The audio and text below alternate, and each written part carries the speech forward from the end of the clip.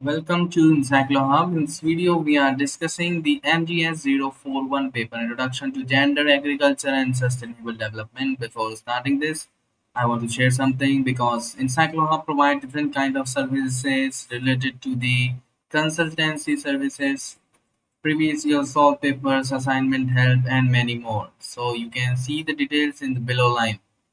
First of all, save this number 900 936 8238 number. This is my number. You can contact us directly on our WhatsApp number.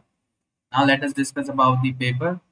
First of all, you can see there are total 10 questions in this paper. Each question carries 10 marks. After solving all the papers, after solving all the questions, you will get 10 marks each. So after completing all, you will get 100 marks.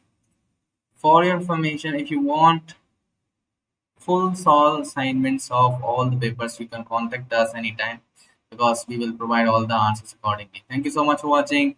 We will meet you soon on the WhatsApp.